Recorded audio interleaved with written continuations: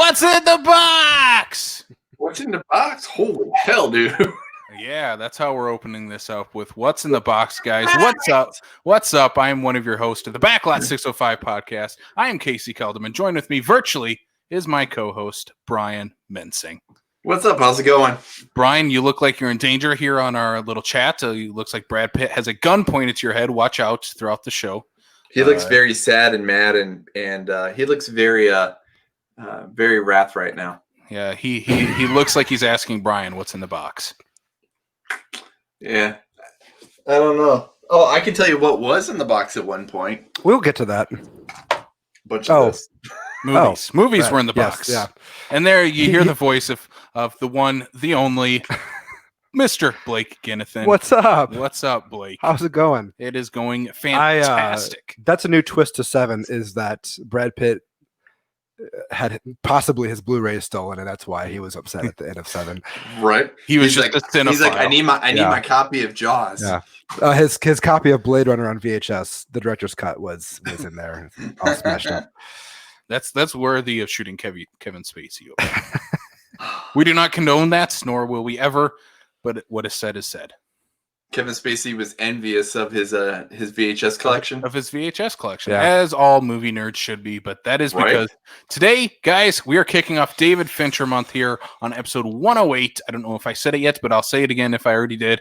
We're kicking off David Fincher month discussing Se7en from 1995. Yes. How old were you when this came out? I was 1 year old.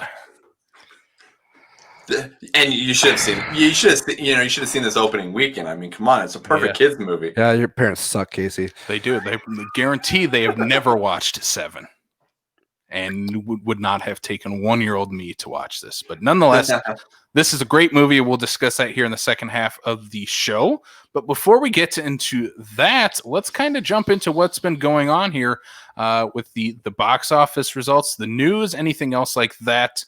It's been a pretty slow week as far as news goes, but we'll get to that in a second. But let's kick it off with the box office here we're going to go over the 5-day holiday weekend numbers from this past weekend. This is over Thanksgiving break. So kicking it off, number one is The Croods, A New Age, the sequel to the 2013 Croods movie, the sequel that no one wanted, but apparently everybody did because it took in $14 million in the 5-day weekend box office. So big numbers here for The Croods, what you would call a blockbuster here in 2020 with $14 million opening weekend. I'm pretty sure Tenet didn't even do that in 2 weeks. I looked it up beforehand because I was curious. Tenet opened at 20. Oh, did it? Yes, but I think this might be the first one that has come over that $10 million mark opening weekend. Well, it definitely wasn't New Mutants that weekend. No, it was not. But The Croods driving people in. I made a prediction last week, and I was completely off, and I will own to that. I thought Frozen was like maybe going to sneak in and be that the re-release that's going to take number one at the box office again. No, not even in the top 5, but The Croods does, and bringing in big money. Because Nick Cage bought all the tickets up. With what money? He'd figure out a way. Blake, what do you think of The Croods? I have never seen it. No interest. Nope. No. What, you don't want an animated caveman movie starring Nick Cage? No. I want a live action caveman movie with Nick Cage. That sounds better. I would be okay with that. Yeah, I have never seen the first. It kind of came out in the theaters and then kind of just disappeared. I never really hear anyone talk about it, and especially like for family movies, like I previously mentioned, Frozen. People still talk about it. The songs are still played. The Croods just kind of came and went, and all of a sudden the sequel is like, yeah, we're going to come out in 2020. I'm like, okay, sure you are. And you know what? They did pretty well for themselves. $14 million. This will definitely continue into next week at the top of the box office, as we'll talk about in coming soon. But yeah, good numbers here for Croods. This will be on my radar when my daughter can handle more than a half hour of TV at one time. When she can handle Nicolas Cage's voice. Yeah, she can handle that already. It's my kids are 6 and they can barely handle a half an hour. So you've got some time ahead of you. Don't worry. Yeah. All right, should we move on to number 2 then? The only other movie breaking that $1 million mark is Freaky, the Vince Vaughn horror comedy, $1.1 million in the 5-day weekend. Well, when you can't go to the cruise, you go see Freaky, right? Yeah, let's get freaky. I have still not have watched this movie. I'm looking forward to it, but I have not made it out to watch it yet. How's the horror guy not seen this movie yet? I don't know. No excuses. No excuse for you. No, I believe it is in theaters one more weekend, and then it will head to VOD. So I will check it out before the end of the year. But number 2, Freaky, $1.1 million. Here he is, boys. The Grandpa's back in the box office at number 3. The War with Grandpa, a little over $890,000 at the box office for Mr. Bobby De Niro. That's like that's like a weekend getaway for Robert De Niro, as he made a couple extra bucks for the weekend. Yeah, I don't know. We've been talking about this movie now for over a month at least. That's about The War with Grandpa. I still have no interest in this movie. I know why it's making money, because there is no other movie out there right now. And again, I suppose with Thanksgiving weekend, it's like, well, what can we take Grandpa to that he would also enjoy? Well, we'll show him the new Bob De Niro family film. Right. So number 4 is Let Him Go, the Kevin Costner, family drama, $670,000. What is surprising here about number 4 and 5 is they are also available to rent right now. Let Him Go and number 5's Come Play. That's actually what I was just about to look up. I was pretty sure Let Him Go was out on premium VOD already. Mm-hmm. What is the rental price on those premium VODs? I just looked Let Him Go right now. I looked up. That one's $20 to rent. Yep, to rent. Which, I mean, if you've got a small family, whatever case, this in front of, and it looks like Come Play is also $20. So, I mean, if you've got 2-3 people that are going to be sit down and watch that movie, it's a good price. Yeah. But I mean, you got someone like myself, I'm not going to pay $20 to rent it by myself. I think that's kind of going to be a learning curve with studios, is what's going to be that sweet spot for premium VOD rentals. Because I wouldn't rent this for $20. I can go watch it in the theater for $5 because every theater's playing new movies for like $5 a ticket or something. Well, I can see it staying the same, because once we get past COVID, people might have movie parties at their house, and if they pay $20 and then have everybody split the cost, then I can see that. I don't see that being an issue really on initial release though.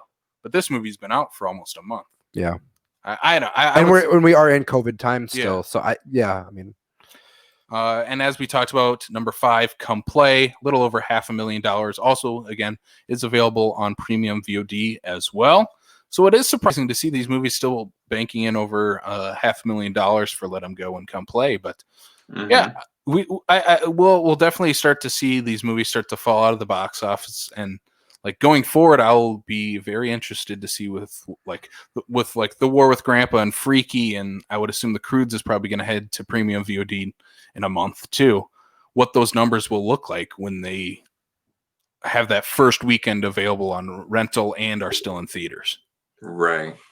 Because I think this is probably best case scenario right now. You're still in the top 5 and you're available to rent at home.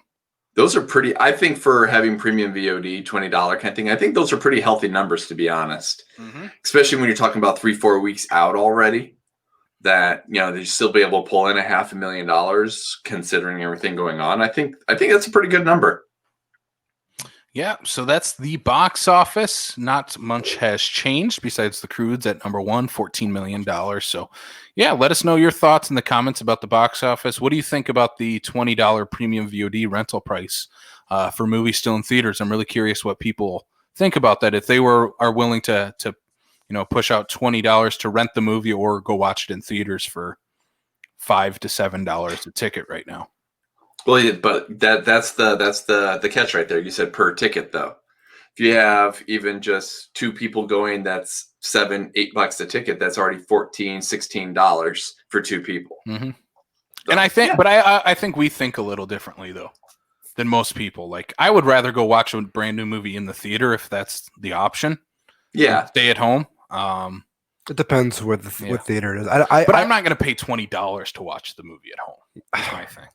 Yeah, I don't know. I mean, with all due respect to these big cineplexes, I'd rather stay at home and watch a movie than go to their theaters. I don't know. Blake also has a nice little theater thing going on at home too. I mean, your seats are much more comfortable at your house than they are at the theater. Well, also, I don't know. I feel like I'm really gonna make some enemies here, but like, I like some of the when I've gone to a movie at Cinemark. Every time I go, someone's on their phone or they're talking, and it's just I don't know. Like the audience that go to Cineplex is just I don't like being around them. And I'd rather go to a place go to your safe place. And see, that's where I kind of like my theater going is like I can't be on my phone. My phone has to be on silent. I turn my phone off when I go to a movie. And like I don't have any animals running around. I don't have traffic outside. It's me in the movie. Yeah. And so if some other jackwagon is on their phone, then and it's not to say that everybody that goes to a movie at Cinemark is bad. It's just whenever I go see a movie there's one person there that ruins it for me. So I'd rather go to a place that respects the art of seeing a movie in a big room, or I'd rather just stay home and watch it on my TV. And well, I'm totally fine doing that. Speaking of that, I think we have some pretty exciting news that I think will help Blake out with that. So let's jump into the news, Brian. What's our one big news article that we have to discuss? My one little big news article, yes. That for the sake of our local area, we'll get mileage out of this discussion, though.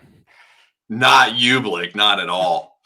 All right. Yes, we have the state has finally got its release date as to when they are going to open up. They will be opening on December 11th, with the first showing being White Christmas. Tickets and memberships are already on sale, correct? Tickets for the movie are not on sale. Tickets, okay, but memberships are, yeah. Tickets will go on sale December 4th, which I believe is this Friday coming out after this episode. So this week they will be available for White Christmas opening weekend. And then they also have announced what is the second weekend, which is, I mean, the one I thought they were going to open with, but I'm like, second weekend out. That's great too. It's a Wonderful Life. So back-to-back holiday classics in the State Theater, downtown Sioux Falls. Yeah. The thing we thought we would never see in our lifetimes. Yeah. I mean, Casey and I went down Friday night with our families, and it was super cool. I don't know how you felt. I don't know where you parked or anything, but when me and my family were walking down the street and sort of turned that corner, and then the State's just lit up so bright. It's just like I can't wait to do that on a regular basis, and to walk in there and see, because we were there in May, and got that really nice interview with them. It was sort of like under construction, a lot of dust and dirt, but like now to see it all shiny and feel like it's brand new. It's just like, man, shivers down my spine. Well, yeah, because I came in from the south on Phillips Avenue, and so I drove in downtown Sioux Falls on Phillips, and just immediately what you see going down Phillips Avenue is the State Theater sign. Yeah, it's lit up. Super bright. It's amazing. And then when I walked in, the first thing I noticed is like, oh yeah, there's no paper on the windows. Yeah, and that was the weird. I'm like, oh, this like that's the moment where I was like, oh, this is real. Like this is happening. There's no paper on the windows to block everything off. It's super cool. Man, I don't know. I'm just so excited. Like I've obviously have sort of gone on these rants about how I really want a sort of like repertory house in Sioux Falls to show these older screenings, and it's just it's happening. It's finally happening in a couple of weeks, or I guess when this airs will be about 10 days or so. But yeah, I don't know what else I can really say. It's a very exciting time, and I'm excited to see what they play. We kind of got a sneak peek of what they're thinking about, and boy, oh boy, they're going for it almost immediately. So super excited. Got my membership immediately, $65 on the nose. I can't wait to get my card. Did you get yours, Brian? No, I still need to. I've had the kids all weekend, so this is my first time without them. So I'm hoping to get down there here soon to be able to get that done. I did actually want to bring that up because I did actually have the information that Derek gave us here. So at least so then that way, you're right. I mean, memberships $65, and that's for the year, I assume. Yep. Couples $130, so a little bit of a discount there. Families, which are 3 to 5 people, $195. Which, for the sake of a family, That's fantastic. I don't think that's bad at all. Yeah. No, that's great if you ask me. And then they have their marquee membership, which is $500. That is only 2 people, but there is there we go. The benefit to being the marquee member, which obviously the state's running their memberships the same way like the Washington Pavilion is and stuff like that. You know, you get your perks for being like the higher member or whatnot. The marquee does get you 15 free tickets, limited edition T-shirts, special invitations to VIP. Yeah, I think if some investments pay off for me next year, I'm getting the marquee membership. Yeah. I got the single one because I was there with Kayla, and she's like, "Well, if we're gonna do it, like, let's get the marquee one." And I'm like, "Are you gonna come I'm planning like almost every weekend?" She's like, "Well, I don't know." I'm like, "Yeah, I will get that one, and then next year we'll reevaluate." Yeah, maybe do that was our discussion too. Right. With my wife was like, "Let's do the couples," and then and I'm like, "Okay, like, are you gonna be down here enough?" And then she's like, "Well, I don't know," and so we eventually decided that I was going to use it first to see what how it went. But I'm excited. I'm really excited that they're opening with White Christmas too, because that's a movie I've not seen, and it was on my like every year like during Halloween and Christmas. I kind of like to put some movies aside. We're like, all right, this is the year where I'm finally going to watch something new that I've never seen. White Christmas was a Christmas movie for this year, and like when they announced it, I'm like, well, I'm not gonna stay at home and watch this on Netflix or whatever. I'm watching this in the state theater. And that's kind of how I was with It's a Wonderful Life. I've never seen it, and when you were pretty adamant there, at least opening with it, which is close enough. You're pretty spot on with that. I was like, well, at that point, I might as well wait to see this at the state, and I'm excited. I've never seen White Christmas either. I'm hoping I get tickets to the first screening. If not, I'll be there for the second or third opening weekend. And we also kind of know that they're not just planning these movies. These aren't the only movies that are being played next opening weekend and the second weekend. Like they have other movies that they're tying up that they're going to play as well. So and I think they are announcing those this week or next. Okay, so that's cool. Yeah, that is very cool. I'm very excited for. I might be spending my entire weekend at the State Theater seeing some movies. Your wife would be like, "You're gonna come home, right?" Nope, he's just gonna bunk out in the back alley. The details of my wife's and I relationship about watching our daughter have been made clear between us, and I have told her how much time I plan on spending at the State, and she is very well prepared for that. So. I am jealous Blake gets to watch It's a Wonderful Life for the first time in the State Theater. Yeah. Not a middle school classroom like me. It's still right now. I'm still blowing up the fact that you've never seen that film before. Brian, there's so many movies that I have not seen. Like same here, but there's so many movies that I have not seen. There's so many movies that are like there's certain classics like you have to have already had checked the box by now. Yeah, I mean, we've had Brian. We haven't seen The Godfather. We can't talk. Yeah. Oh, I mean, speaking of that, as that big old stack that I just showed you, I'm planning on it. Yes. Very cool. I mean, I haven't seen Grease or Rocky Horror Picture Show yet, so I mean, the State is obligated to play those now. They will definitely. So I mean, it's just the way it is. I haven't grown up with. We're gonna have to start going to them. We haven't seen this on the big screen, so you need to bring that in next week or something. Yeah, and I'm kind of feeling that way because I know you've been talking about that for like kind of the last year. Is like, well, at this point, I'm like, I'm just gonna wait till it's on the big screen at the State Theater. Yeah, I'm starting to feel that way, and I mean, it's kicking off with White Christmas, which I'm like, okay, now I'm waiting to watch that in the State Theater. Yeah. All right. Do we have any other final thoughts besides we're super excited? I mean, we can make the entire episode about this. So I'm done.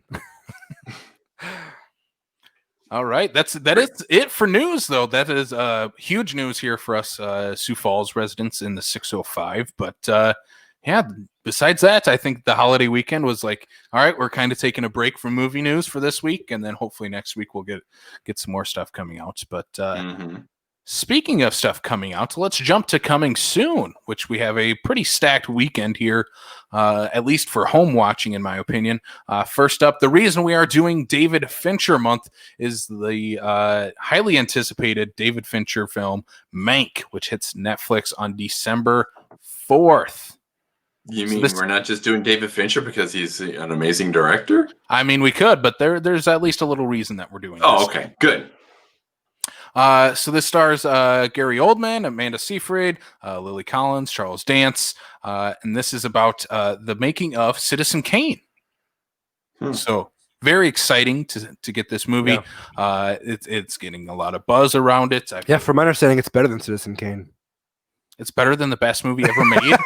Come on.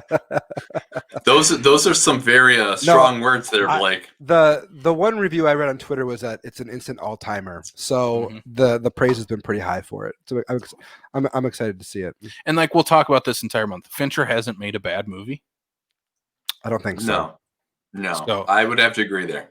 He's come close, but it's not his fault, which we can discuss when we get into 7. But yes. Yeah. What? Don't worry. No. Is this going to be like no. Candy all over it? No. We'll be good. We're good. I mean, I'm on this episode for a reason, so we're good. We're not talking Alien 3, Blake. Come on. We will a little bit. All right.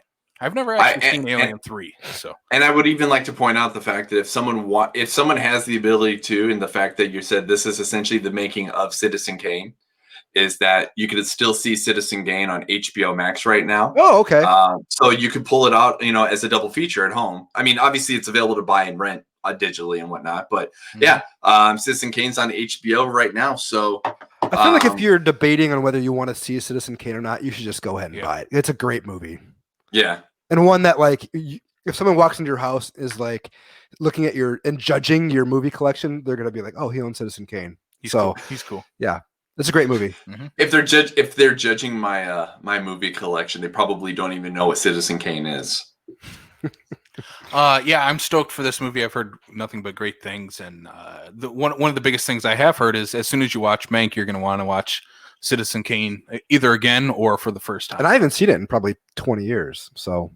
That would be that box check I was giving Blake about the fact that you were giving him crap about, and then you have not seen the greatest movie ever made, Brian. Nope. So I'm gonna hopefully try to do that, and that's why I wanted to look it up, is be like, okay, can I pull a double feature out of this? Yeah, Citizen Kane is fantastic. I have a funny story about Citizen Kane. I watched it in a media class in college, and we kind of did it over like 2 or 3 days. And at the end, my professor's like, well, that was the movie. Did y'all like it? And everybody's like, sort of. And he's like, all right, everybody raise your hand if you would ever watch this again, or if you would recommend this to anyone. And I was the only one that raised my hand. I'm like, I hate millennials. I think a lot of those kids were taking that class so they could watch movies. No, that was the only movie we watched. Oh, really? Yeah. Oh, yeah. And it was Citizen Kane, which, I mean, that's probably the movie to go to. But just the fact that no one was like, yeah, that's a great movie. They're like, whatever. Yeah. If your professor didn't go into why it's such a great movie and its influences, then I understand them. Like, well, then he asked, like, immediately when I raised my hand, he's like, "What did you like about it?" And I did everything, like, did my whole spiel. Yeah. And everybody was like, "It was in black and white." I'm like, so yeah, whatever. Shut up. Screw them. Yeah, screw them. Screw all you. No, I'm kidding. I don't know. There's some great movies that are in black and white. There's some, just a few. Just a couple. Let's talk about a movie that may be great in color. I don't know. This is All My Life. Yeah. You know that movie? The only one that's heading to theaters here December 4th. It is described as a romantic tearjerker that stars Jessica Roth, who you may recognize from Happy Death Day or from South Dakota movie fame, Tater Tot and Patton. When the movie is about her fiance, who is diagnosed with terminal liver cancer. The couple races to have their dream wedding in 2 weeks. The film is directed by Mark Myers, who directed My Friend Dahmer and We Summon the Darkness. Mm-hmm. So All My Life heading to theaters. What did you guys think? Is this something you guys are interested in? I will watch this when my wife makes me watch it. Blake's like, Casey knows I was watching the trailer when I was, preparing, when I was in here waiting to start, and it looks like it looks like your typical 10 years ago. This is a Rachel McAdams, Channing Tatum movie. Like, it just, it's a vanilla looking movie. Mm-hmm. I didn't even watch the trailer. I was listening while Blake was, and I just heard the musical cues throughout. I'm like, yeah, this isn't for me. Just the way the trailer's cut, I understand what kind of movie it is. Not for me, probably not for any of us, besides the fact that I think we're all a fan of Jessica Roth. We all think she's pretty great, and she's a good actress. Yeah, but that's the one thing I was going to say. I would say about having watched the trailer and whatnot. I mean, in terms of her performance, if the movie is lackluster, it's not going to be on her. I think she looks like she's doing a phenomenal job for this film. Let's move on to the next piece that we have here for coming soon, which is heading to Amazon Prime December 4th. This is The Sound of Metal. So this stars Riz Ahmed, who plays a metal drummer who begins to experience rapid hearing loss. Also stars Olivia Cook, written and directed by Darius Marder. So this has been getting some rave reviews around the movie sphere, and hearing great things about this movie. Yeah, hearing some Oscar talk for Riz Ahmed in this movie. That may be early, I don't know, depending on when the Oscars actually will happen. 2030. 2030, probably. There is some schmucky talk, I would hope, after we all watch this movie. We'll see. But Sound of Metal, Amazon Prime. Okay. This trailer looks really good. Riz, what's his last name? Riz Ahmed? Ahmed. Riz Ahmed. He's just great in everything. Mm-hmm. I forget the movie. Oh, he did that HBO show.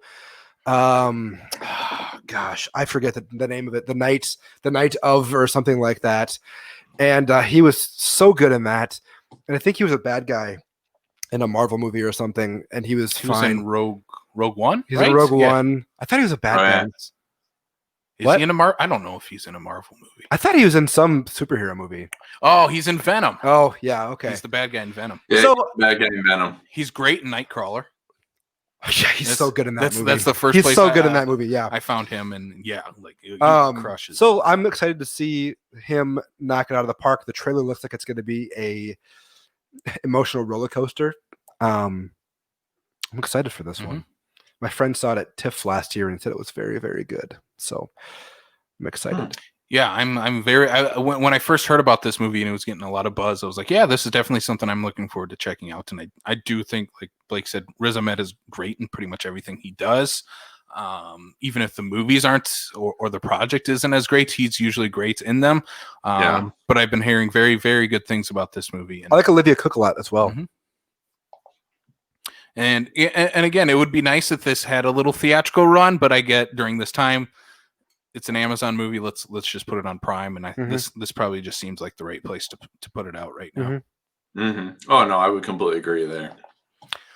All right, let's move on to some of the re-releases here that we have coming out. First of all, welcome to the party, pal. Die Hard back in theaters December. Yippee-ki-yay. Yippee-ki-yay, Mr. Falcon. Die Hard, the greatest Christmas movie ever made. Guys, what do you think? I think we all love Die Hard. Yeah, one of the greatest. One of the good Christmas movies. Yeah. I've never watched it in the theaters yet, so this might be the time. I don't know yet, depending on scheduling. But I was fortunate to see it on its 30th anniversary release, and it's a lot of fun. Mm-hmm. So go see it. It's a good movie. It's a good movie. Yeah, it's a good movie. It's okay. No, I'm not saying it's not a great. It's a really good movie. Yeah. This would be one of those ones where I did miss that 30th anniversary. I wanted to go see that because that was 2 years ago. That was like right when we started doing all this. Yeah. And I was on, but just scheduling wise, because it was one of those like 2-day event kind of things. So, I was disappointed because there's only like 10 people in the audience, and I for sure thought you get a bunch of the dads to come in. Mm-hmm. Like if my dad was alive, he would have been was like there. those 2-day things in the Cinemark, right? Yeah. That's 10 to 20 is usually the average in Sioux Falls. Yeah. I mean, I just watched Die Hard earlier this year, and I'm like, For the first time? No. For the millionth time. I love this movie. I watch this movie every Christmas season. Kayla does not like that. She's like, this is not a Christmas movie. Oh. Yes, it is. I'm like, yes, it is. This is a Christmas movie. And I want to kick her off the Nakatomi Plaza for saying that. To digress into that argument, I don't care either way how you feel about if it's a Christmas movie or not, but I think it's a Christmas movie, but if someone's gonna want to argue about it, I'm just like, there's worse things to I just think it's a fun argument. Yeah, no, I think it's the greatest action movie ever made, but Blake will not agree with that. I know, but it's up there. Yeah, it's top 5. It is. In my opinion, it's number 1, and I love this movie. Yeah, no, it's a great movie, and I'm kind of happy now. It's a great movie. Fine, there we go. You finally get it out of him. All right, so that is Die Hard heading back to theaters December 4th. Next up, for one of those exclusive couple-day only events, this is Crouching Tiger, Hidden Dragon, back in theaters for 3 days only, December 6th, 9th, and the 12th. Mm-hmm. Yeah, awesome movie. I've never seen that one. Oh, it's good. I also saw it from theaters. For me, it kind of came around that time where, for me, like some of like the foreign cinema that was kind of coming over to the States and whatnot. Just it was for me. I feel like it was a missed target, something I should have gone to see, and I just never got around to it. Unfortunately, the heat around this movie when it came out was huge. It was a I think it made over $100 million at the box office. I don't quote me on that, but it made a ton of money at the U.S. box office.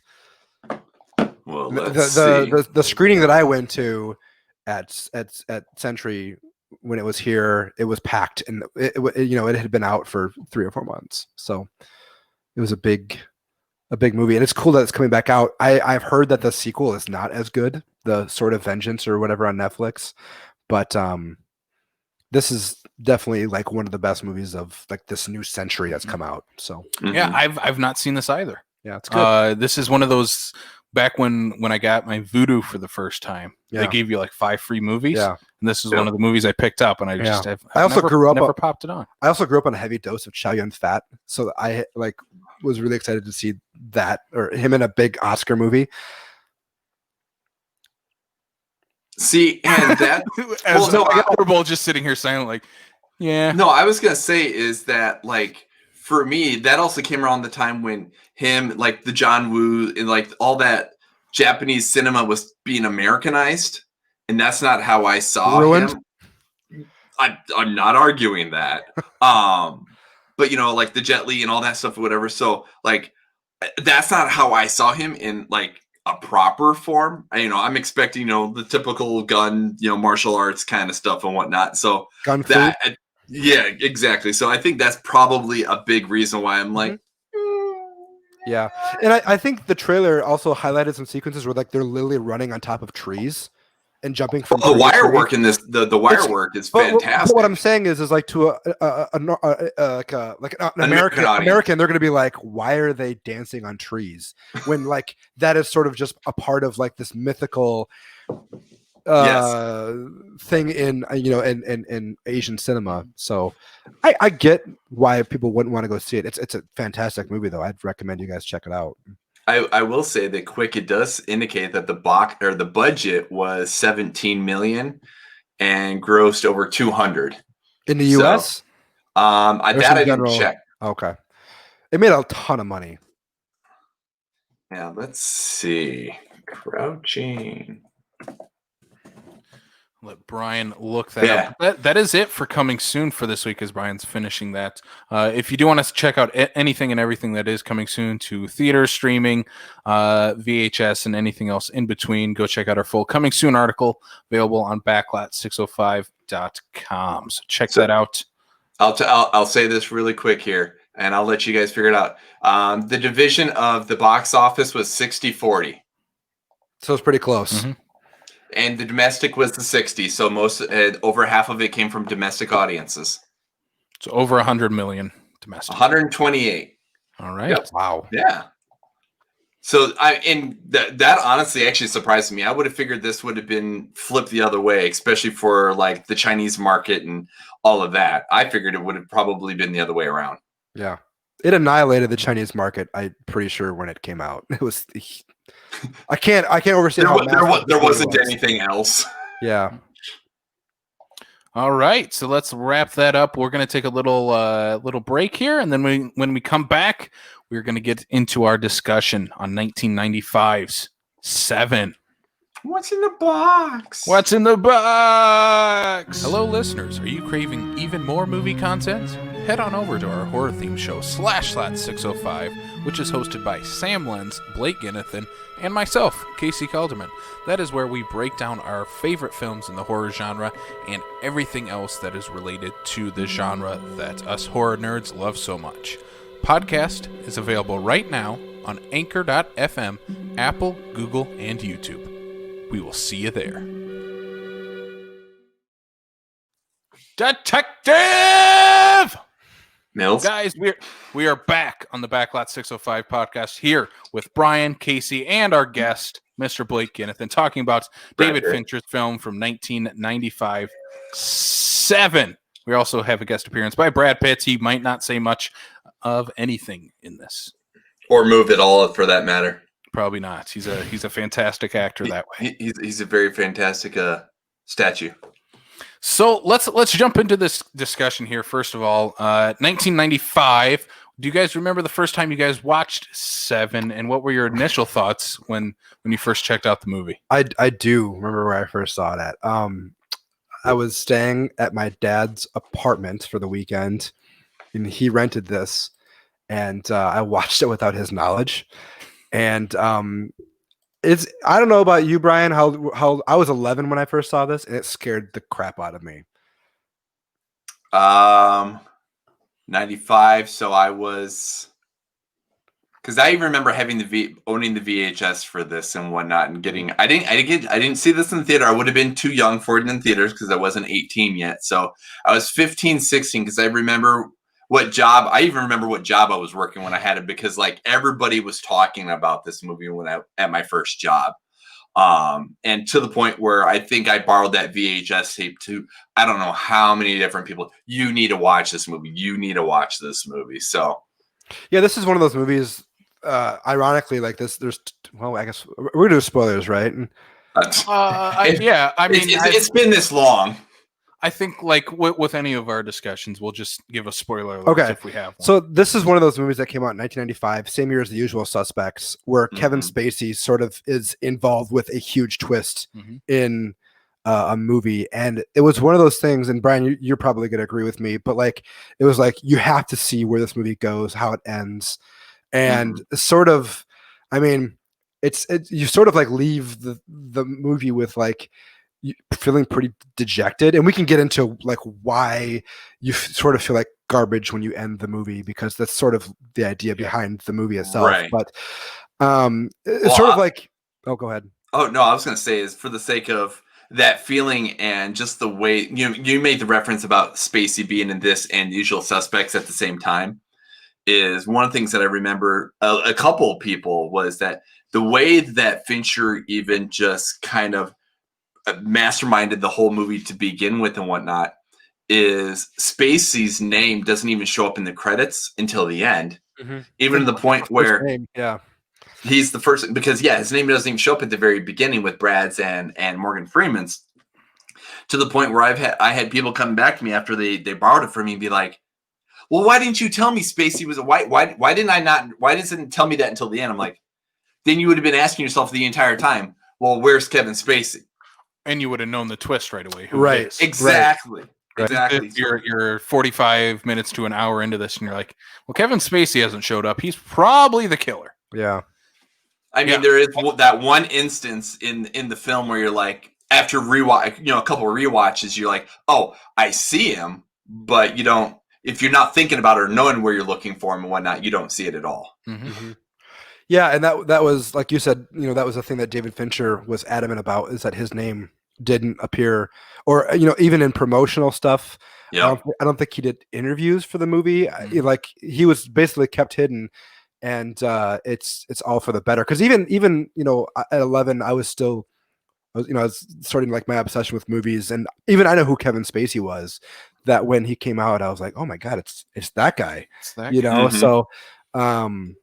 There's a lot of interesting things that happened with this movie getting made. I don't know. I did a little bit of research after I watched it, how Andrew Kevin Walker wrote this like really depressing script, at least a depressing ending. And the studio said, we're not going to make this unless you change the ending. So he wrote this entirely new ending to the movie, and it's just by happenstance. David Fincher was coming off of Alien 3. He had a complete nightmare making with Fox that he kind of took a couple years off from making movies, and he got the script, and the version he happened to get was the ending where that we get in the movie, and Brad Pitt also got the same script, and he said, "I'm not making this unless we keep this ending." And the studio said, "We're not going to make the movie," and then he said, "Well, I'm not going to be in it if we don't have this ending." And so because of Fincher and Brad Pitt teaming up, we got the movie we got. Which, boy, if we got a different ending, I don't think I think the whole thing falls apart. We'll get to the ending at some point, but I thought that was a really interesting tidbit about how Brad Pitt was using like his burgeoning star power to be like, I'm not doing this unless you keep it the way it is. I think that's kind of cool. And that's kind of where I want to start the conversation, is where here we are in 1995. Start with the end. Start with where we are in this movie, because at this point, like Blake said, David Fincher is pretty much Alien 3 is his only feature film to this point. Yep. Again, he disowns that movie. He doesn't really count it. So in terms of Fincher himself, this is his first feature film. And I mean, this is his first feature film that is not part of a franchise. It's an original idea. It's not, not based on any original or previous source material. So, I mean, this is kind of a clean slate for him. He's not going like it's not like he did Alien 3 and now he can do whatever the hell he wants. He's not building on cachet of anything. Yeah. And so then also to that point, 1995, what has Brad Pitt been in at this point? This is pretty early for him. It's early, but like he's been in some big movies. Yeah. I mean, he was in True Romance, which is kind of a hit, even though it was a small movie, or I'm sorry, a small part. He was in small movie. He was in Legends of the Fall, which was a big hit. He was in Thelma and Louise, which was a huge hit. He was in A River Runs Through It, which was also a big hit. So he was slowly like building his star building power. the star power. Pitt yet. I would argue he's still not even Brad Pitt in this. No. I think that's what the next time him and Fincher team up is probably when he's Brad Pitt. Brian, if you want to look up what Brad Pitt does between 95 and 99, I would love to hear. Like, meet Joe Black. I was bringing his stuff up here. Did you even bring up Interview with the Vampire? Oh, that was a monster hit. Yeah, because he did that just before, right after. Yeah. Yeah, because it looks like he did The Favor, Interview with the Vampire, and Legends of the Fall in 94. Interview with the Vampire was a huge movie. And then, then 7, 12 Monkeys and Sleepers was in 95, 96. Oh my God. Yeah, 12 Monkeys was a big hit. I mean, so he was like slowly building his way, but so this is sort of like maybe like his first dark turn, right on the cusp of him like becoming like a super tabloid Brad Pitt. Yeah. Because I mean, would you picture the guy from Cool World being able to pull that kind of, to a studio only, 3 years later?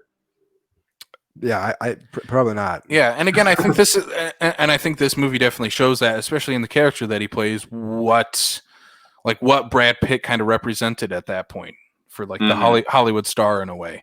Like he's the up and comer, he's the good looking guy. This is definitely like on the cusp of him becoming like superstar Brad Pitt.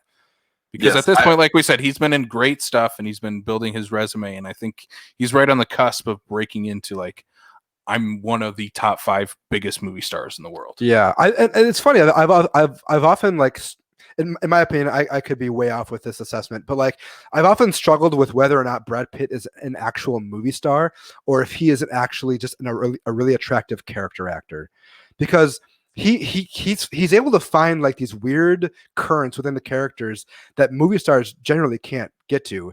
And so I've often wondered if like he is a true movie star, which I mean, let's face it, he is now at this point. Yeah. But he's always like been to me like this really attractive character actor, like this really like hot guy who is like he can nail like these really weird parts, like 12 Monkeys. 12 Monkeys, which he got an Oscar nomination for. Like, you've seen True Romance, Brian, right?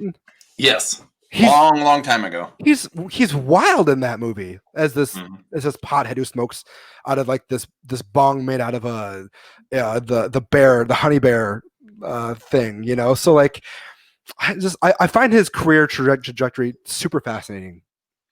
And I would have to agree, because he's one of those ones where that, you know, you see him, you know that it's Brad Pitt, but he does a very excellent job in leaving Brad Pitt behind and being whoever it is that he's. I mean, still being like this really attractive guy. Yeah, exactly. I mean, like you said, I mean, like 12 Monkeys, you know, Fight Club, you know, all these different characters that he's been able to become. You know, I think probably the most movie star-ish would be like the Ocean series. Yeah, or like Moneyball, or well, I mean, even Moneyball. I mean, he still seems more of the character than his, you know, Brad Pitt. Exactly. Sure. Yeah. Okay. Yeah, I would say the Ocean's movies are like that, and like Mr. and Mrs. Smith are like Brad Pitt is just Brad Pitt kind of at that point, like just movie star Brad Pitt. I'm the good looking guy in this. But he has such a fantastic or like fascinating career. Like it is like such a wild resume that he has, going from Snatch. all these side characters like in Thelma and Louise to like starring vehicles like this, and now going into like he's worked with Fincher and Tarantino now. Like he's building this huge resume. Like I don't know, he has that movie star attitude, but if you look at even like Tom Cruise, like Brad Pitt has more great performances than Tom Cruise. Yeah. Whereas Tom Cruise to me is like, he is the definition of a movie star. Yeah. Tom Cruise also, I don't want to get into the whole Tom Cruise debate, but like he also had this like really interesting time in the 90s where him and Nicole Kidman were doing like really incredibly like wild projects. And as you can see, Nicole Kidman's sort of gone in that direction, like fully. She's embraced it, you know. Continued to do it. Yeah, and where Tom Cruise is like, well, I'm gonna just keep being a movie star. And there's rumors that is one of the reasons why they sort of got a divorce, was because she was sort of pushing him to take these chances with these roles, which I think he's great in, you know, like Magnolia and Eyes Wide Shut. And he sort of wanted to be the movie star that we kind of have now, where he sort of takes a chance here or there with certain movies. But I don't know if Brad Pitt's done more great performances, but you're probably right. I mean, he definitely takes more risks than Tom Cruise and I does. think maybe that's where I'm putting 2 and 2 together. Putting in great performances with him taking risk at the same point. Like, I can never see Tom Cruise in Tarantino or a Fincher movie. Whereas I can see. I also don't think being in a that, Tarantino movie is a risk, though, either. Or a Fincher. I mean, those guys are money makers. No, but look at Tom Cruise's career at this point. He's not going to be doing something like Gone Girl or Once Upon a Time in Hollywood. Like again, I don't think that's a risk. What's that? Yeah, Gone Girl. But I'm saying not necessarily a risk in that point. Or a risk versus like what he would normally do. More of what he would normally do. He's not just playing Tom Cruise, the movie star. I'm running away from a bad guy in an airport. Have you seen American Made? I've not. He's really good in that. But he's still not really. Not really. I don't think so. I have not seen it. I would even go far back is bringing up Tropic Thunder. I think that's an anomaly in his entire career. Like, that's an anomaly. Yeah, I don't understand that. I don't understand that role. I'm just saying let's get back to Brad Pitt. Yeah. But I think, getting this back to Brad Pitt, I think at this point in Brad Pitt's career, he's like, I'm just going to do like the roles that I find the meatiest, the juiciest that I can dive into. Whereas like Tom Cruise is like, I'm going to play Tom Cruise and I'm going to be a movie star and do all these actions. Yeah. And that's kind of where I'm getting at here is like, for this, like, I don't like, even looking at this point in Brad Pitt's career, this is a big move for him to take this movie on. This is such a dark material that he's taking on here. Yeah. He has to go through goes through hell in this movie as a character and a hospital visit. And I think we kind of have to touch on the ending a little bit as we're talking about Brad Pitt here, because I think that's where you and I kind of discuss this. You asked me, is Brad Pitt good in this movie? I'm not convinced Brad Pitt is giving a good performance in this movie, in the entire thing. Okay. I don't think I don't know. I vacillate between like whether Brad Pitt's nailing the part or he's going way overboard with what he's supposed to be doing. And he's supposed to be playing this like naive young guy who is sort of seeing the world, which according to the movie is a pretty terrible place. And he's like, I want to make change. But like, he's sort of supposed to be this naive person. And I think it's just pushed to the edge every scene he's in, where he's telling Morgan Freeman to like F off, and like everything Morgan Freeman does, who has experience, who, you know, sees the world a certain way because of his experiences, like Brad Pitt is like pushing back that. And like, to me, it really takes me out of the movie. And I'm not convinced Brad Pitt's very good in this movie, but maybe you guys can convince me that he is. I don't know if we can, because I think he is going for broke in this movie for sure. And I think the biggest example is the scene right behind Brian is the "What's in the box." Yeah, it's a little line delivery is like, it's a little grating to me. It is. It's a weird line delivery. It's like that's the first take he did on it. There's a couple things, and it's almost like you can kind of, but I think that adds like for me like making a like for me like. Se7en is a 5-star movie. Like I love this movie. It's a great movie in my eyes. But I think what adds to that is the little factor of like Brad Pitt's like just going to a different level in the "What's in the box" scene. So you think it's good? No, it's not good. It's not good what he's doing, but it adds to like my overall enjoyment of the movie. That I don't think I enjoy this movie. It gives it that layer. Yeah, he's giving us another layer that I didn't need. But it adds a little extra to this movie. For me. Because if he delivered like the first 2 times he says "What's in the box," it's like you're kind of at like a 12 right here, where the rest of the movie you're at like a 10. Like you're going a little extra here where you didn't need to, but like I'm enjoying that you're going that little extra with your line deliveries here. Yeah, you know, and I think, you know, just through the progression of the film and whatnot, you know. I do see a little bit of that whole, like, he's starting to kind of make a name for himself and whatnot, and he's trying, maybe he occasionally does overdo it just a little bit and whatnot, but yeah, especially like when you get towards the end and whatnot, he definitely dials it past 11 and whatnot. But for me, that's the reason why, if there's one thing about this movie that anybody ever remembers, it's that line. Is because he dialed it past 11. That is the point. Exactly, Brian. Like what I'm like, no one would remember "What's in the box" if he played it at a 10. It's the fact that he goes past that you remember "What's in the box." So we should probably talk about what this movie's about. Yes. We should, what's in the box? What's in the box, guys?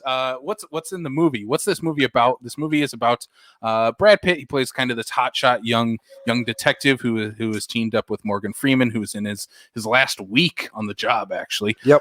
So it is adding another layer, I guess, to Se7en, the title Se7en in this movie. He's on his last 7 days of the job. And they're basically on the hunt for the serial killer who is using the 7 deadly sins as like their motif, their motive for killing. And basically their 2 ideologies butt heads throughout this entire movie. I mean, it kicks off with them butting heads right away, their first interaction.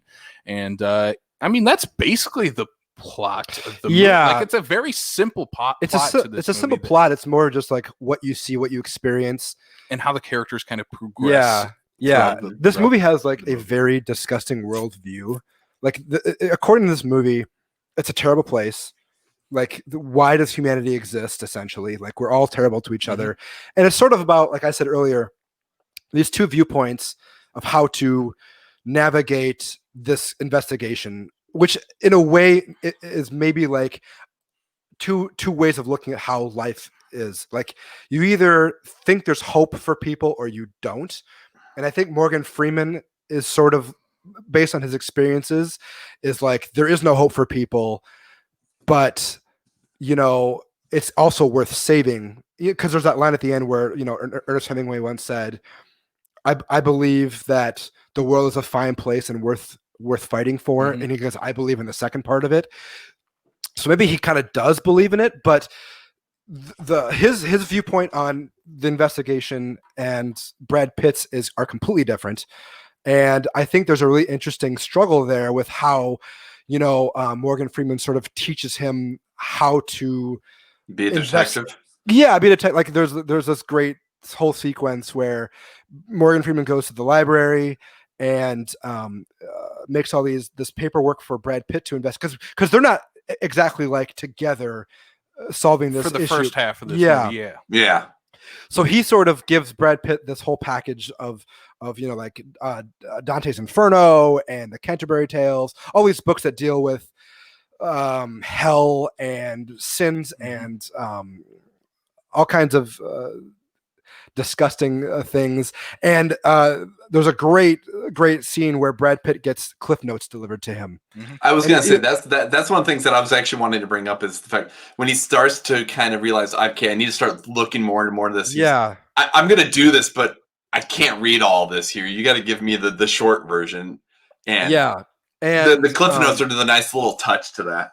Yeah, and so there's a whole like great dynamic of how they view, in a way, life, and that whole thing is actually kind of sort of expounded upon when Gwyneth Paltrow, Brad Pitt's wife in the movie, sort of like starts to talk about how she views the city that they're in, which is like the worst city in the world. Which I've always liked that they really never named the city. Like it's always raining, which suggests it could be like New York City.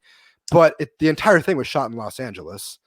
So you sort of get this world. And and even towards the end of the movie, it feels like, well, that feels like California where they're at. Yeah, it's definitely shot in California. But it feels like throughout up until the climax of the movie, I feel like we're in New York City. Yeah, even though I've been to LA a few times, like a lot of those buildings are recognizable. There's no like big landscape shots of skylines. It's all like you never leave this like 4 feet.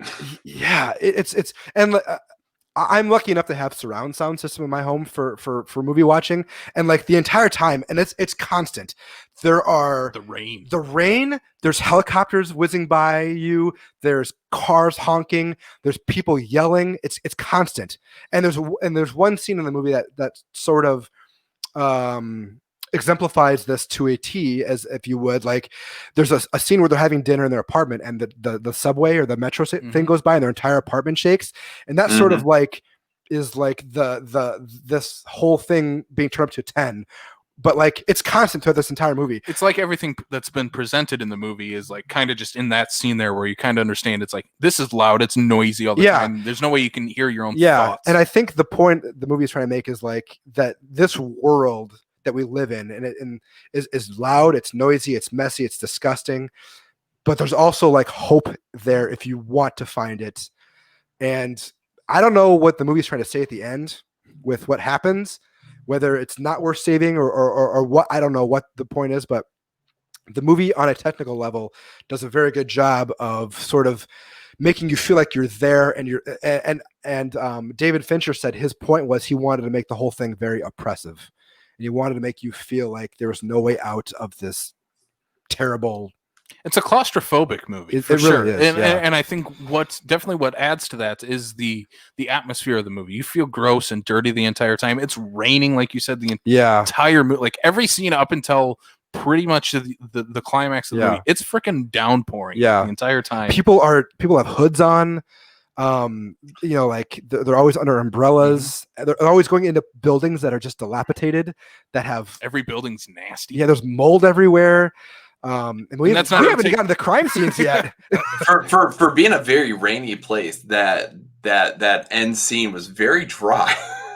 Yeah, and maybe the point that Fincher was making was that he wanted to have it as the every American city, that there's like this could be your area. Like it's something that David Lynch did with Blue Velvet, where he took the small town, like idyllic 1950s Leave It to Beaver setting, but also there's like this demonic underbelly to it. Whereas David Fincher's flipped that, and he said the entire world is this demonic structure, nasty place. Yeah. And watching it this time, like I remember the first time watching it was like, the scenes of like gluttony and sloth, like they felt gross and nasty. And now watching it this time, I'm like, well, no, everything feels gross and nasty. That's just kind of just another added little element to it. Like we're just like at this point where it's like there's just maggots and bugs all over the place during those scenes and stuff. And one thing that I just love about this movie is the dynamic between Brad Pitt and Morgan Freeman in this movie. Yeah, they're good together. They're great together. Oh, yeah. And looking at their characters, like especially like how we've talked a lot about Brad Pitt so far and his character. Morgan Freeman's character has a very interesting worldview, like you said. He feels it's a dirty and disgusting place. Like he's ready to retire. He's ready to retire, just be done with it, get out of this world that he's been put in for many years as a cop in the city. And just looking at like how his perspective of Brad Pitt's character, like Brad Pitt's the young hotshot, Morgan Freeman's ready to retire, and the way they interact, and especially once Gwyneth Paltrow is thrown into this movie, it feels like when Morgan Freeman started this job, he was Brad Pitt. Mm-hmm. He had that same worldview, the same look, and he kind of doesn't want, I don't know if he doesn't want Brad Pitt to go down that same path. It kind of feels like he is just kind of leading him towards that in a way. But I think that's kind of wrapped up in that scene with him and Gwyneth Paltrow when she reveals that she's pregnant. So this is interesting because I just thought of something I never thought of before based on what you're talking about. I wonder if there is some part of Morgan Freeman at the end of this movie that feels responsible for not sort of suggesting to Gwyneth Paltrow that she needs to tell Brad Pitt to get out, because he reveals when she tells him that she's pregnant that he had a woman once that got pregnant, and he sort of basically said like, I don't want you to have it in so many words. Yeah. And he didn't want to bring a child into this world that he's experienced. Yeah. And I wonder if at the end of the movie he feels maybe some sort of culpability with not sort of getting Brad Pitt out of the situation before that with the ending we get. He, in that conversation that he has with Gwyneth Paltrow, he doesn't tell her what she should do. He gives her two scenarios and leaves it up to her. That's what I'm saying. And I think towards the end of the movie, when we get to what happens in the climax, I do think his character is probably like, I probably should have just told her what my actual opinions are on this to get them out of this, because he has a terrible look on the world, but he also he has experience in that terrible world though too. Yeah, and I think again, he knows that there is ways out of that. And I mean, even just looking at it in the most basic level, like whenever we think of like even our world that we actually live in, like there's always like it's life and death. Death is like kind of the end, the end that we all reach, and that's the dark place. And then giving life and having new life like a child is like this bright light that can maybe change. It's hope. Yeah, it's the hope. Great way to put it. And I think that's just something he could never fully express to Gwyneth Paltrow, or never wanted to put his view on that. Yeah, and maybe by not having a kid, he extinguished his hope that he had for the world. I don't know. Well, even looking like his character, he doesn't have a wife, he doesn't have kids, he lives by himself, he has no one. But yeah, Brian, what were you gonna? Well, no, you made the comment about in regards to like the kid being, the unborn child being the hope, and what would potentially have changed the arc for Brad Pitt's character is the fact that once this goes through, that Morgan Freeman is more of feeling that for him he's lost that hope, and that's why maybe he's trying to get him out, but unfortunately does it unsuccessfully. I'm trying to wrap my head around what I had this thought in my head and I lost it. There's a lot going on in this movie, and there's a lot to talk about. That is like what I mean. So like the fact that by the time we get to where Morgan Freeman is now, he's lost that, and that's why he wants to get out and whatnot. And I agree with Blake, is the fact that I think that it's more of those. It should have been like, hey, you should probably go talk to your wife. This is your time to get out right now. You need to go talk to her, and you need to do it right now. And that he misses that opportunity, and it. I think he doesn't come to that realization until the very end. And I think there's also a great scene that really sums up their ideologies between Brad Pitt and Morgan Freeman is I think it's during the chase the chase halfway through the movie when they first are chasing Kevin Spacey is that they have a point in which Morgan Freeman's like, no, this is during the first crime scene actually, is when they're basically how they feel empathy towards other people. And Morgan Freeman's like, on this job, you can't have any connection towards anything going on. You can't feel empathy for this on this job. And Brad Pitt's like, I don't see the world that way. I can't look at the world that way.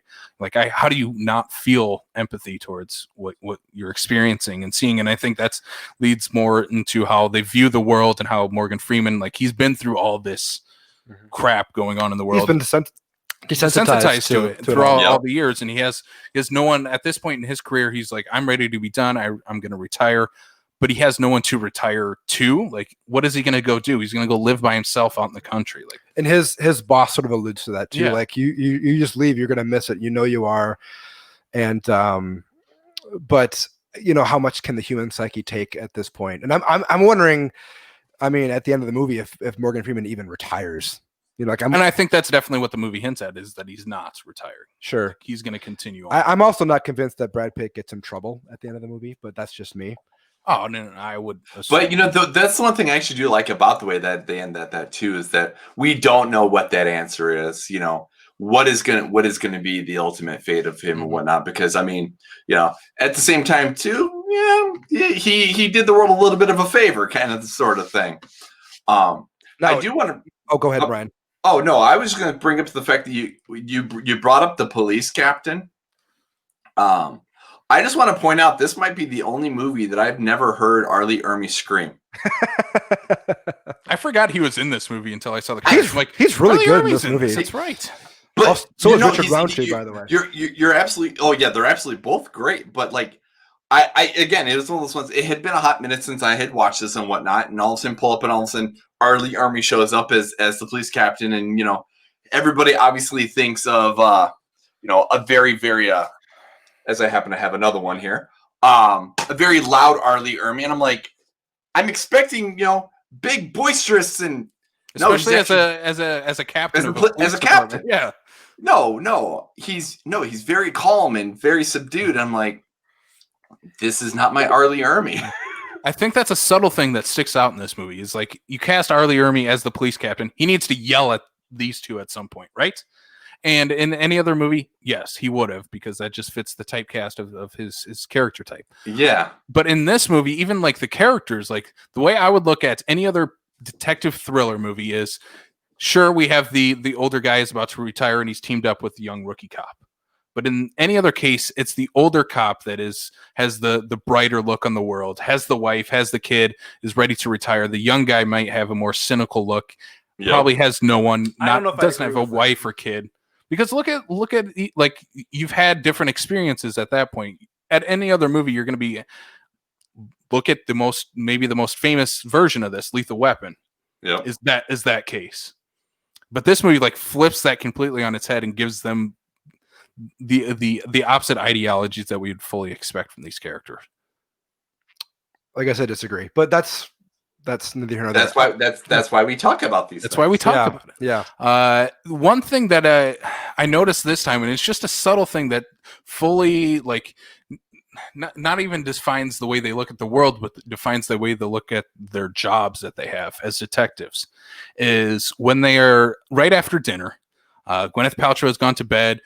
Brad Pitt is like, I'm kind of just ready to be done today. Like, he goes and grabs another beer. Morgan Freeman's just focused on the work. And when Brad Pitt comes back, he gives him a full glass of wine. And it's not in a wine glass. It's just in a cup. And he just hands it to Morgan Freeman. They continue their work. Then the train goes by again.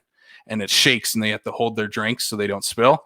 That's when Morgan Freeman realizes, oh, this isn't in a wine cup. This is just a normal glass. Like, that's how much he was into his work. He didn't realize what cup Brad Pitt handed to him. And that's, again, how they look at their work to me, because he's full. Morgan Freeman is head first into the work, doesn't pay attention to anything besides that. And Brad Pitt is kind of like, I'm just kind of, this is my job type of thing. Like, I'm not fully invested in, like, I need to do this every single night. I'm going to have a beer if I'm going to do it. I don't know. What do you guys think about that? Because Brad Pitt kind of has a little bit of a laziness to his character. Hence the Cliff Notes. Hence the Cliff Notes. He is not doing the research until Morgan Freeman pretty much tells him, like, you should check out like Dante's Inferno and the Seven Deadly Sins. Like he wouldn't have figured that out without Morgan Freeman. But that's just it, though. I mean, and that's also, I mean, I guess why you pair the rookie up with the veteran, is you're talking about things that he may not have as a character, may not have known what to do yet. There's only so much they can teach you, in Police Academy. There's only so much they teach you in. He's been a detective for 5 years, but not here. But no, you're correct. But I mean, in terms of like, when he goes through, Morgan Freeman, has his connections, if you will, to get information he's not supposed to get, which I don't know if you guys noticed, is the same sleazeball FBI cop agent that was also in Batman Begins. Mark Boone Jr. I did come across a thing that was commenting about Se7en. It actually takes place in Gotham because they want to say that he's that same sleazeball cop. And try to make that whole Panther. I mean, Batman has some influences from this movie, the Batman movies, for sure. Yes. And I think that's another thing, since you brought up like how they paid off someone else to get them information. And that goes 3 different ways in this movie. Morgan Freeman kind of kicks it off to get more information. Brad Pitt does it later in the movie where he pays off this woman who lives in the apartment building of the killer. Where he probably wouldn't have even thought about that if it wasn't for the fact that we had the previous scene with what Freeman did to get the information. And then at the end of the movie, that's how we get to how Kevin Spacey gets more information on Brad Pitt. He also pays someone else from their department for that information. And it's just a subtle thing of like how all 3 use that in very different ways and how that just builds throughout this movie. It's such a little thing to throw in there. Yeah, I love this movie. God damn it. I will bring up the one thing that we probably pretty much have not talked about at all is the actual sins themselves and the actual crimes themselves. That's a funny thing that we have not brought it up yet, though. Is that all feels kind of secondary to what is going on with the characters in the movie, and how it built. But that's kind of, yet I feel like the actual crime scenes are like the big set pieces of the movie. Yeah, they are. And I would agree with that. But what is the reason like you would go back to like have a full hour-long discussion like we are on Se7en is because of the characters that are experiencing. Yeah, I'm not saying you're wrong. Yeah. But yeah, that's kind of like the reason you'd go to watch this is it's kind of gimmicky that you're watching a movie about, this guy uses the 7 deadly sins to kill people.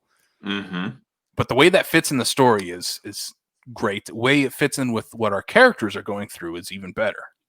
Yeah, I don't. It definitely could have been gimmicky, the whole like the crime scene stuff, but it's treated with such. I'm not saying it's gimmicky either. Yeah, in this movie, I know you're not. I know you're not. But I will say, for the sake of the set pieces and those specific scenes and whatnot, they don't feel. There's only one particular part of all of those and whatnot that I feel makes it feel like it takes me away from it, because I mean, even like Sloth, for example, like they give you the buildup, they give you the explanation as to where they're at and why they're at that time, because he's literally had bound this guy down for a year and whatnot, and they kind of give that. The only one that really just I never quite understood is actually for the sake of the greed crime, and that is the picture that makes them go back to the crime scene. Is that you see all these different, they're showing all these different pictures for the crime scene, the pictures of the husband and stuff like that and whatnot, and then there's just a random picture of a piece of art on the wall. Like there's nothing around or anything like that that would even allude to why is the forensic people even taking pictures of a piece of art just for the fact that we need to use that to bring in this thing for them to go back. Like that's the only part of me, like I never understood like what was the point of that. My only assumption is that they just took pictures of the entire room as a crime scene with like different angles. And that's why I would assume it was just a. Do they show the picture of what the painting looks like in that they have? No. It's just it's one of those. It's just one of those things that I'm rich and full of money, and so I can buy things that don't make any sense, and I can tell if it's upside down. Yeah, and I think that just kind of adds to. That's part of the movie part of this. Like of it, where it's like, well, we need to figure out how are they going to get a clue in this from this crime scene. And I think it's more of, whoever took the photos in the movie was just taking pictures of the room. But if you think about it, he circled her eyes on the picture. Yeah. And wasn't that picture pointed at the art on the wall? He's telling him to look at the picture. Well, I mean, other than that picture, I mean, does they even kind of show or even allude to it in that first aspect of it? Because otherwise all you're seeing is that desk with the picture with the eyes and whatnot. And, we're seeing the opposite side wall. I mean, at any point we even seeing that side of the wall. That painting doesn't matter if Kevin Spacey didn't circle the eyes of that's what I'm saying. Wife. Yeah. Because she's the clue in that crime. Oh no, I understand how we got there. It's just that they're showing all these pictures to her, and she's all like, "Well, no, the painting's upside down." I get why we got there. We're not. Yeah, you might be able to chalk that up as like another aspect of the greed, where like only a rich person would know that. Oh, agreed. I don't know. I'm not trying to make excuses for the movie. I get what you're saying, but yeah. What's for me? It would be like the one of the kind of things like if. For me, as opposed to just having a straight shot of just the art, whereas like if it was a pulled back shot, like here's the husband, you see the crime scene and whatnot, and off into the distance, you'd be able to see said image. I'd have to watch it again to see what is all in that picture. To see it's literally just the wall. Like there's the desk, like a cabinet thing or whatever, with a couple of things like on top. That thing that he stood on to get to said picture. That's all that's in that picture. Okay. I don't have a good answer, I guess. I don't know. I didn't think too hard about that, I guess. I don't know. I just took it as like that's what the wife would have noticed. Like Blake said, I think that kind of definitely sums it up as like as part of the greed is like, she would probably recognize if a painting she had, she possibly could have bought her husband at some point. Or, was upside down.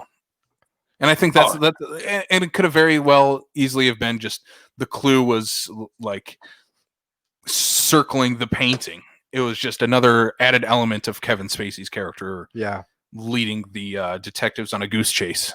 Yeah, because the entire time he's just like, I'm superior to everybody. He's always one step ahead. Mm-hmm. What were you gonna ask? I was gonna ask what everyone's favorite like crime scene was. I know that's kind of a terrible thing. That's not morbid at all. What was your favorite death? I don't know. What are I love the sloth. I was gonna say sloth is probably my favorite. I guess I don't know if that's the right term to use. I think it's the best sequence of the crime scenes. Yeah, because outside of the fact, if one thing about Sloth though is that out of all of them and whatnot, there's only 2 out of the 7 deadly sins. There's only 2 where we don't know what the ultimate outcome is, and that is Sloth and that is Wrath. Because all we know is that they call for the ambulance and they move on and whatnot. We never ever find out what happens to that guy. Otherwise, everybody else essentially. Yeah, that guy's dead. He's dead. He's dead. He ain't surviving. Yeah, he's not.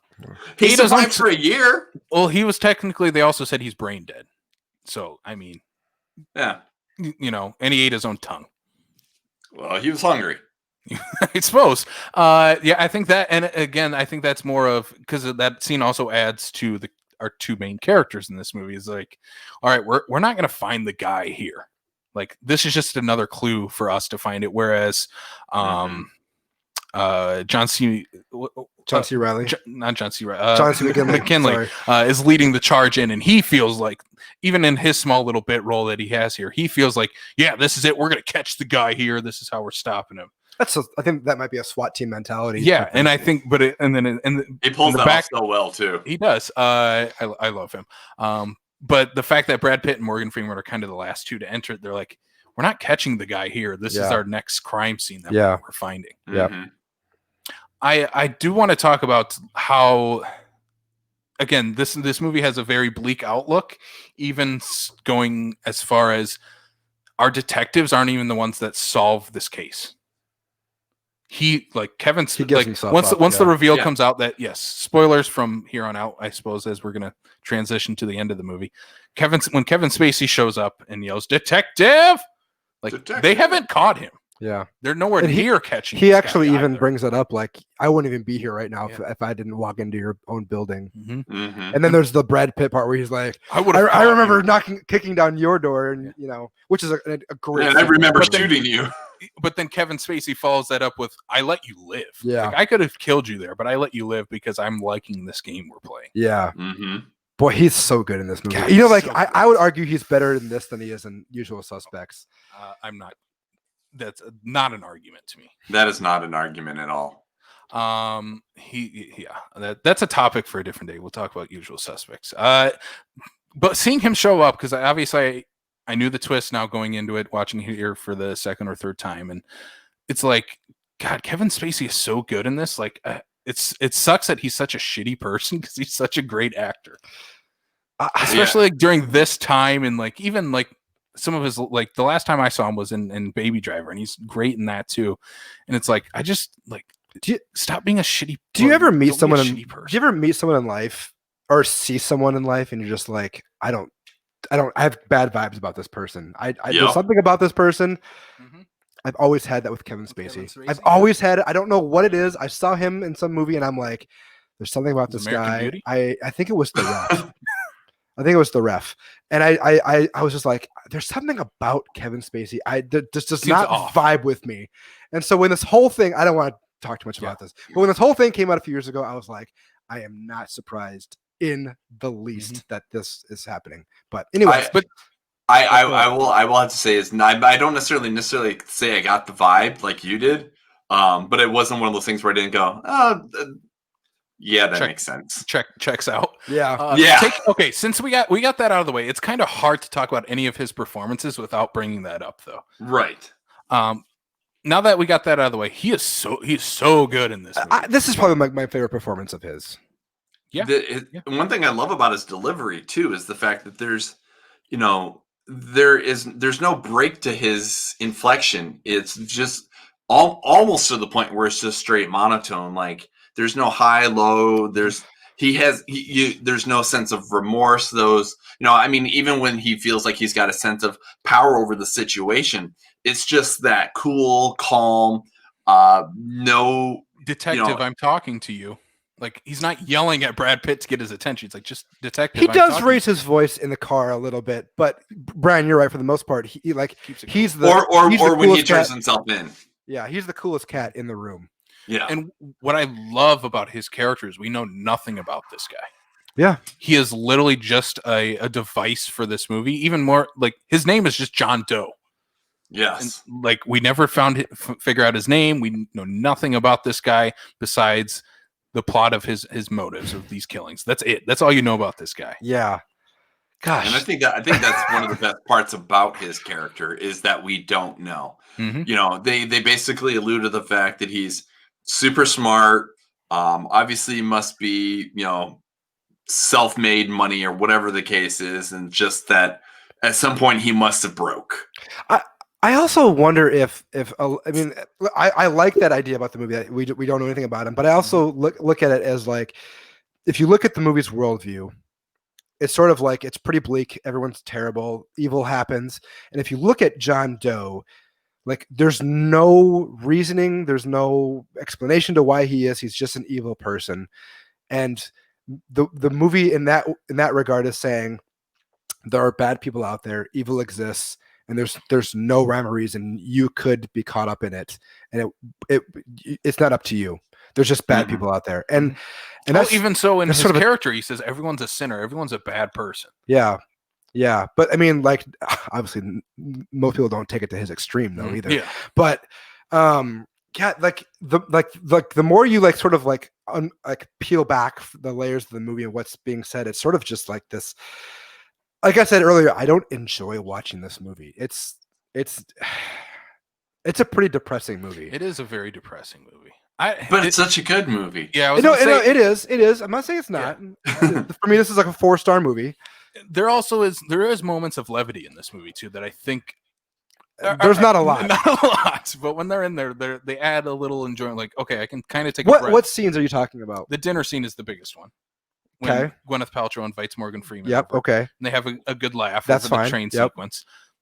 It's kind of the big one. That's kind of it. Even as an audience, though, I get a smile on my face when Brad Pitt yells, "What's in the box?" Like, it's heartbreaking, heart wrenching.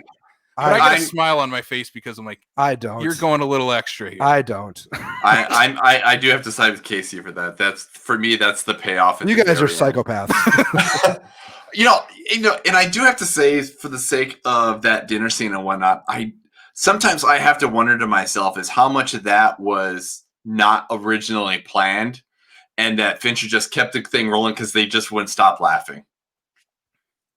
I don't know. I mean, we all know David Fincher. The only other one I can think of is Morgan Freeman when his name is getting peeled off. Like they're kicking him out already. He's like, "Can you just stop that while I'm in here?"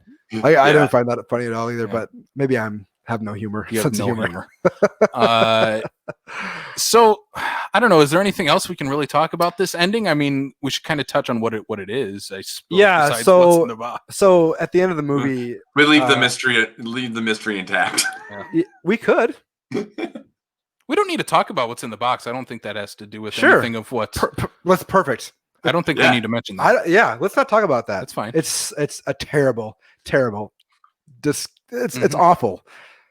I think about all the bad things that happen to heroes in movies, and like I can't think of a worse one that somebody goes through. Like I would never want to go through that, and then have the extra like whipped cream on top, of finding out why. Yeah, it's terrible. And to figure out you're part of this sick sadistic guy's game plan all along. Like you're the end of it. You're the Well, was he though? I think by the time he catches, when they break into his apartment, right, and he's chasing, I think that's the point in which he's like, okay, that's my end game here. Yeah, like, I don't think he had one up until he met Brad Pitt. Yeah, or maybe he had one and we just don't know what that change was. Yeah. I will say, if you're a fan of industrial music, this movie opens with a Nine Inch Nails song and ends with a David Bowie song. That's kind of cool. And also the credits for this movie are the credits opening credits are incredible, and the end credits go backwards. And since we're talking about music, Howard Shore's score is bonkers good in this movie. I'd put this up with Lord of the Rings any day. Like it's really, really good.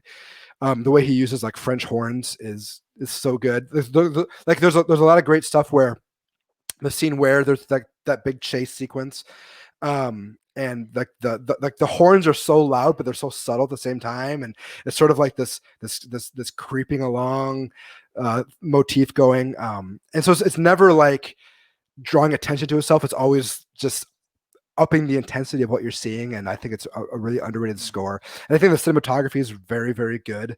There's a lot of dark sequences that are well lit. Well lit. They're lit well, I should say. This movie just feels old, decrepit, dilapidated. Gross. And it almost feels like we're going through the layers of Dante's Inferno, and like the final sequence in the light is maybe like the seventh ring of hell, that we're finally there. I don't know. It's just the whole thing is so designed so perfectly, all of it on a technical level.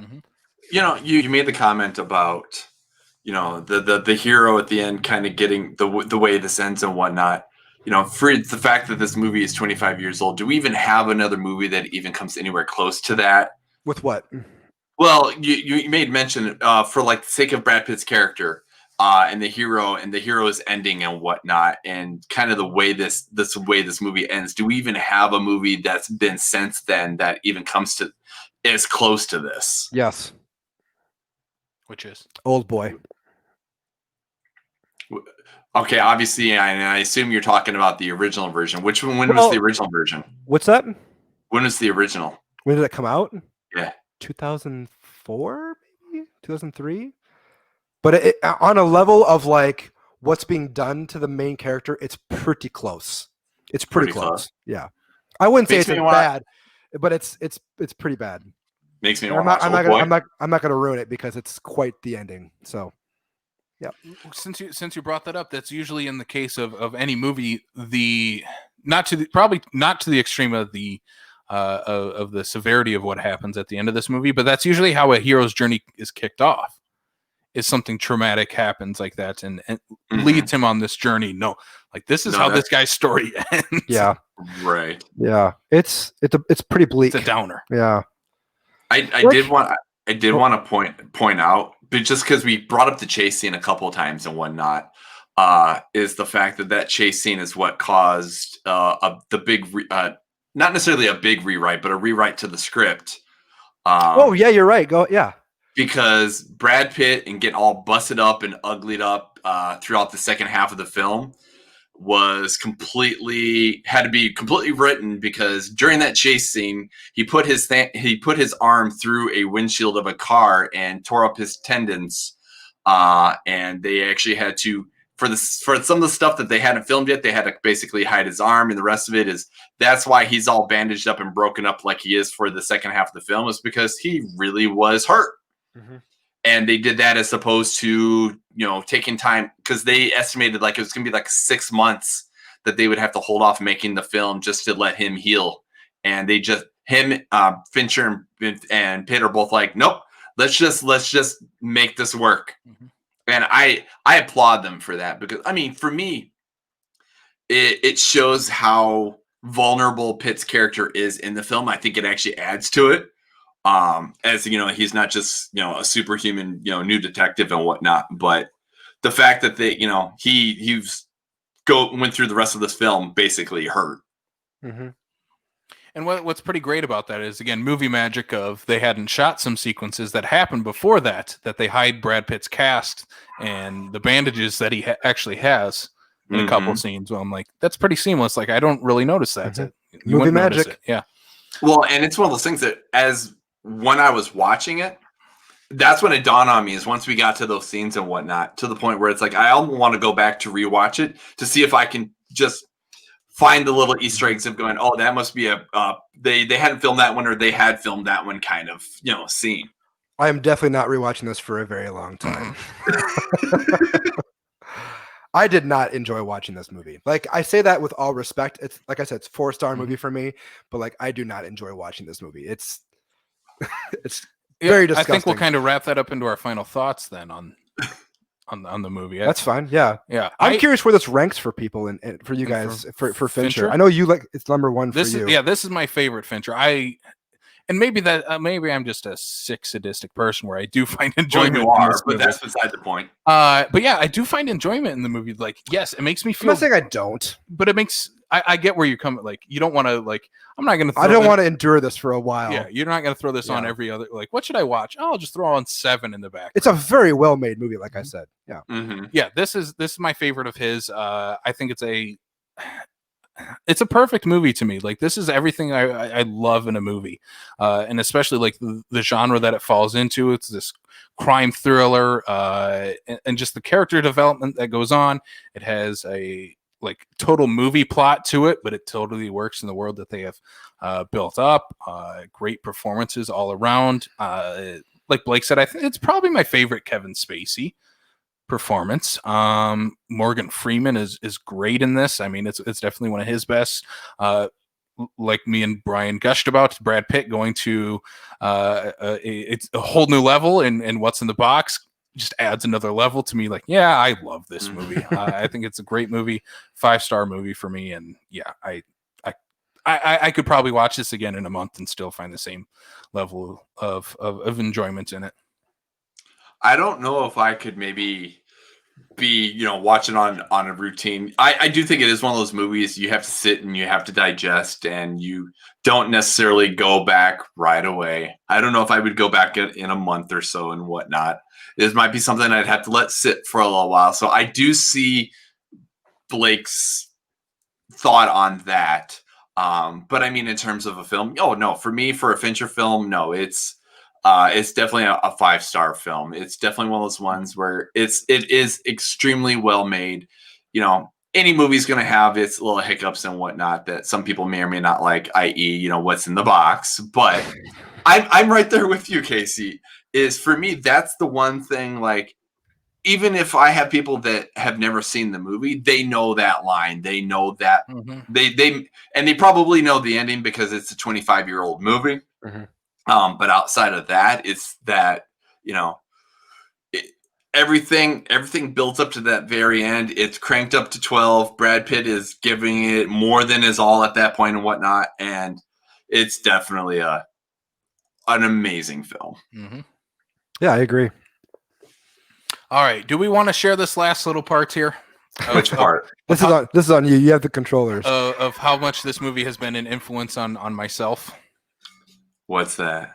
This little clip that of a short film. Oh, that I made. Yeah. Let everybody enjoy that. Let it fly. All right, here we go. I'm going to share my screen here.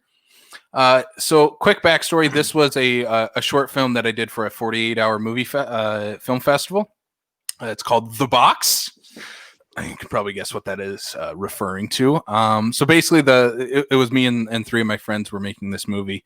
The whole premise, I'll just show kind of the last little part that how it relates to Seven. The premise of the movie is four friends receive a mysterious box that's dropped off at their house, and they all have kind of their own conspiracy of what's in the box and trying to figure it out. My character in this movie fully believes that it is his wife's head in a box, even though he is not married. Neither is anyone else in the group. So here it is, The Box. The Box.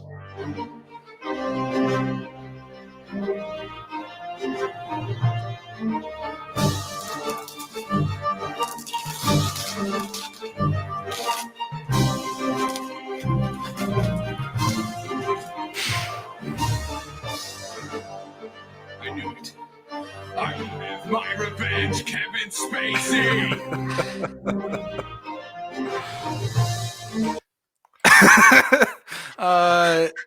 And all of a sudden, I immediately had the thought that hopefully we're not going to get copyright struck for whatever you guys are going on there. That's my movie. I own any copyright that is on it, which is none. The music. I wish Fincher would have kept that ending. He should have. Yeah.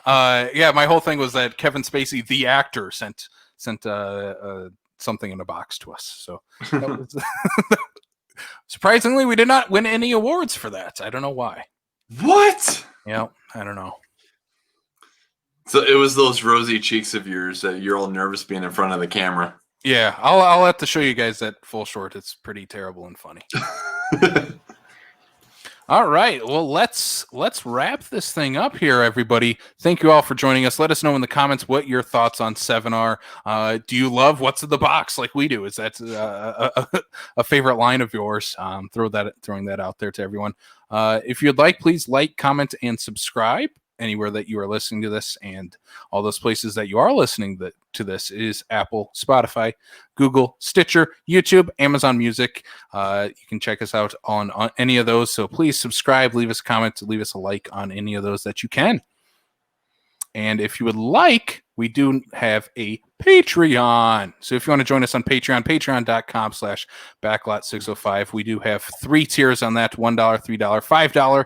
Blake, you are one of our $5 patrons, so thank you very much. Yeah, you're welcome. Yes. Are you enjoying it so far? I've only listened to one. Which one? The Rawhead Rex thing. Which was fun. Yeah. You haven't even listened to Used Cars. I haven't.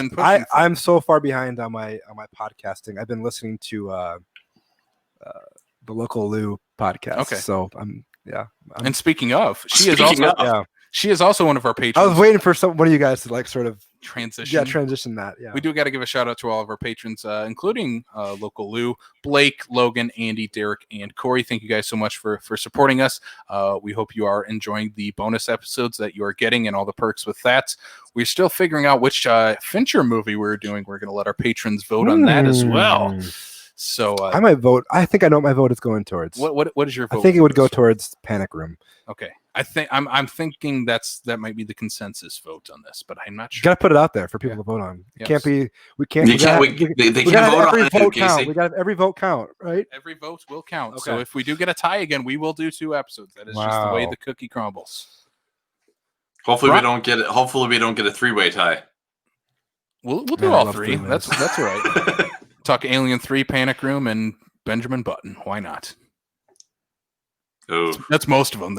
Gone Girl, Girl with the Dragon Tattoo. There's one other, the one with Michael Douglas. The game. Oh, that's my vote. The game rules. changing his own votes. Once you cast it, I haven't cast it yet. He hasn't cast it yet. He's got some time to think about it. He has to go put it in writing. I urge all our patrons to vote for the game. That's my pitch. That'll just be me singing the Motorhead song, "The Game." That's fine. That's fine. Have you seen the game? I've not. Holy shit. Okay, yeah. Vote for the game. Have you seen it, Brian? Just yes. Oh my god, it's so good, Casey. It's been a long time. It'll definitely need a refresher. For me, it's on 7 level. That's my opinion. I have a couple Fincher movies I have not watched. That is The Game, Panic Room, and Dragon Tattoo. I have not, and Alien 3, I guess. So I will throw those on at some point during this month, even if we're not. You haven't seen Mank either, right? I have not yet. It's not out yet. Brian, where can they find us on social media? Well, they find us on the wonderful social medias of Facebook, Twitter, and Instagram at Backlot605. Also, check us out in the South Dakota Film Community Group on Facebook. Join the conversation. Share with us what you guys got going on, what you guys are watching, anything you find fascinating and whatnot. Drop it down. We'd like to hear from everybody and get everybody talking about movies.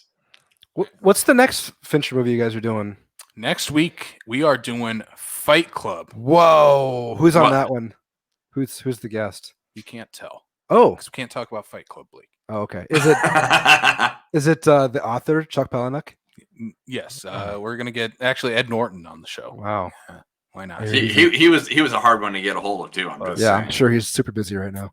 That is next week, though. We are talking Fight Club. Brian Bieber will be joining us for that. He did the oh man, I'm blanking on his documentary. Sounds familiar. I'm really getting into it. The Sioux Falls punk rock documentary. Yeah. Yes, that's a great interview. Yeah. So he will be joining us for Fight Club. Yeah, we're gonna have a very interesting perspectives on that because I know Brian recently watched it, and we'll watch it again for this. I have never seen it, and Brian has not watched it since it came out. Do you know what happened? I know the twist. Oh, you Gwyneth Paltrow's head is in the box. Yes, I know the twist. You need to stop reading the internet when. That Fight Club is like Sixth Sense. It's like you already know it's when you're born, or Darth Vader being. I didn't know it when I saw it. When did you see it? 1999. Yeah, I saw it. Exactly.